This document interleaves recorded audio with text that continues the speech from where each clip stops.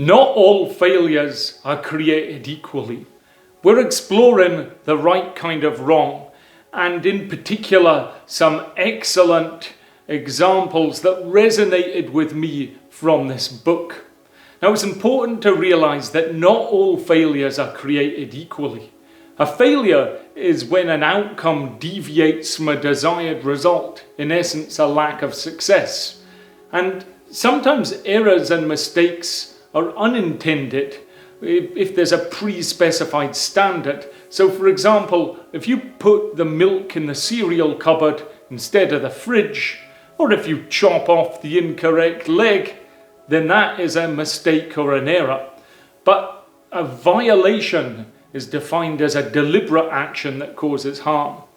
So the right kind of wrong is when we bring valuable information to ourselves from a failure, and it's usually in a particularly controlled context, and when this information couldn't simply be gained in a different way, and we'd often have a small test of change or a small project to see, is this a success? And if it doesn't work, we stop it. If it works, fantastic. So here's some great examples from this book. Well-rested pilots who are working in teams that they're not familiar with actually make more errors than a poorly rested pilot who is working in a team that they're familiar with, showing that good teamwork and familiarity with your team members is fundamental. In science, intelligent failures are what are often occur, and these are experiments, and these allow progress over time because the outcome isn't first known. Now, the difficulty is with publication bias. If you do lots of experiments and they don't succeed, you're unlikely to get that published in a peer-reviewed journal. But keep going, don't give up. And there's always randomness. So if, for example, you have two people that you know and you set them up on a blind date, it may or it may not work. Experiment should take place in a new territory, that's key. Not necessarily a new place, but a new area that has not yet been explored. And we want to explore with genuine curiosity.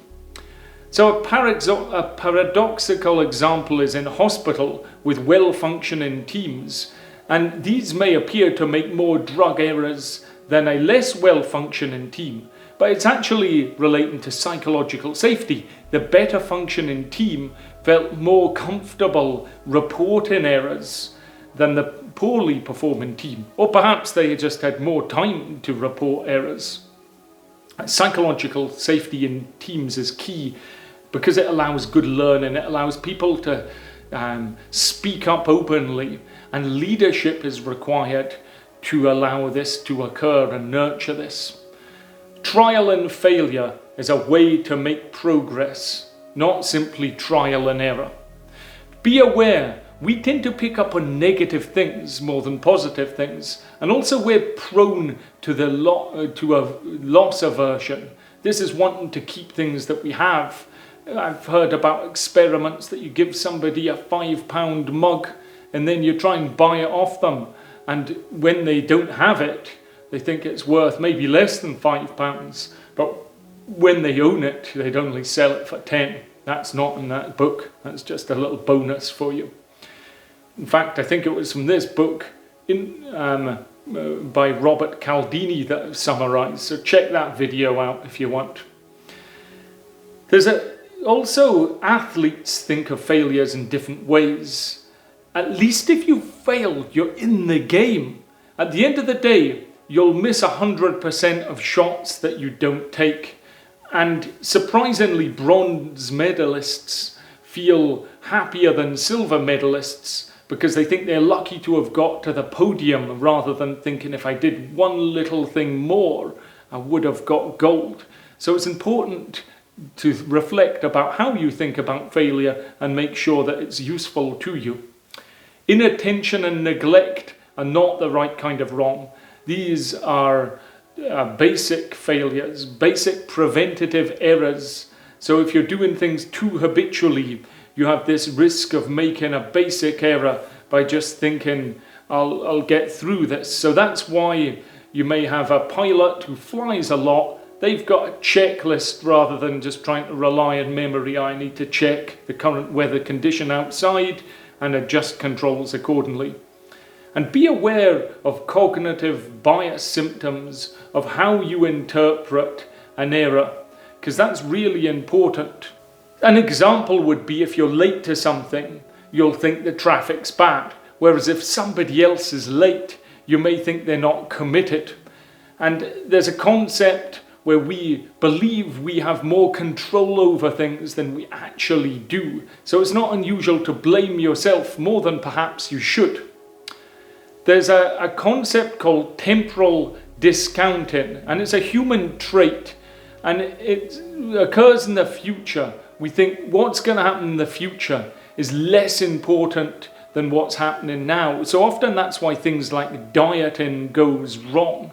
And it means that potentially important preventative work may occur, may not occur, because we're more worried about what's happening now.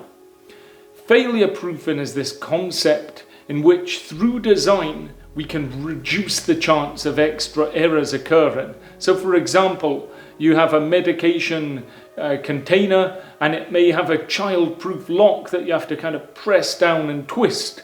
Now this reduces the chance of a child accidentally getting into that medicine cabinet and taking things. However, an unintended consequence may be that if you've got somebody who's got a difficulty with their hands, they can't open it either.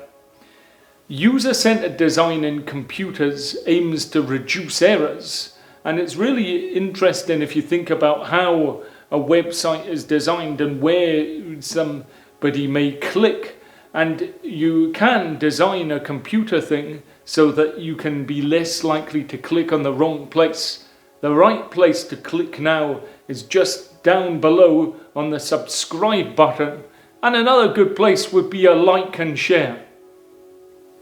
With familiar tasks, we tend to give less attention to these, although bizarrely, oyster sauce was an example given for which a tasty discovery was made simply from a familiar task going wrong. And a bit of overconfidence. And overconfidence is often a precursor to all types of failure, because rather than seeking to blame, we should examine what factors contributed to a failure. And an ambiguous threat is when one or more people identify a potential threat. Don't ignore them. And if you're leading others, amplify weak signals which can prevent complicated failures, but frame the novelty of a situation. This means your team won't expect that they're going to get it right, but potentially that's when you can find the right type of wrong. And learn from it. Choose learning and growing over the pride of knowing. Pause and think, how do you know something? Look outward by questioning your own assumptions and your team's assumptions, and that's how you'll learn. More use of social media was associated with a lower mood and lower self-esteem, and it's perhaps due to unrealistic comparisons that you're making. So when you're making YouTube videos, you then look at somebody and think, wow, they've got 1 million views, I've got 2 views. Well, that's life. Embrace learning frames. So if you sell things and it takes 50 calls to make a sale, this could be really demoralizing, because you're dwelling on the 49 rejections. But instead, frame it differently. Think each rejection is one closer to that next sale. So when you get knocked back, hang up and think, great, thanks for the £20, I'm getting closer to my £1,000 I'll get when I make a sale. And are you playing to win or not to lose? Playing to win means that you take greater risks for greater potential advances. Playing not to lose just means that you're mediocre. Understand the task that you have so that you can adopt the correct strategy. Is it an execution mindset or a learning mindset, for example? Because a good one is there's a team game in which people have to stand on a square next to the square they're on. And if they've gone on the wrong square, it makes a beeping sound, and the next team member has to go through this maze. And what often happens is people are hesitating too much because they don't want to let the team down and stand on the wrong panel. But in essence, it's random. So you should, with this, really have a learning mindset to quickly select the next tile to gain knowledge and take your team to victory. And you also have to understand the type of game you're playing. If it's a low stakes game and you lose, then simply cheerfully dismiss this and think, what will I do better next time? So for example, snooker. That's because I'm not a snooker pro. However, if you like snooker pros, do check this video out about Ronnie O'Sullivan.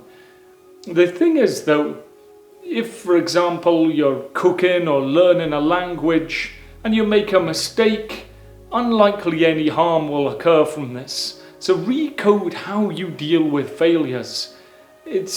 However, if you know the stakes are high, that's when you need to have careful execution. Efficiencies. These can be well attended, such as having a mega port.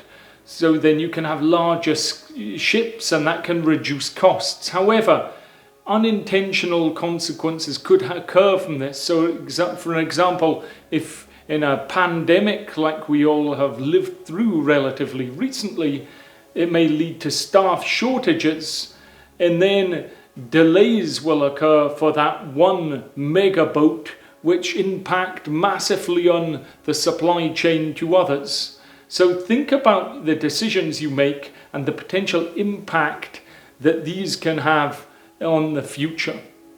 So workarounds, these may seem efficient, but they may just put a strain on the system. So an example would be nurses getting sheets from a different ward. It's a temporary fix, but it puts a problem elsewhere. And one challenge with workarounds is that they can actually be quite gratifying, but they mean you're less likely to solve the underlying problem and think about what it is. Design systems with clarity about what you're trying to achieve.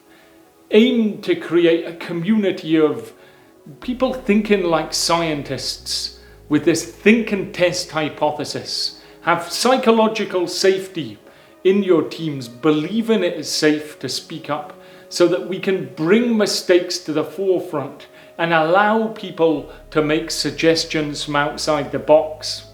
And if we can disclose vulnerabilities, people like each other more, in fact. So remember, you're not playing to not lose. You would regret more than just simply playing and trying. Grit, persistence and passion is important, but it's also important to thrive by failing well.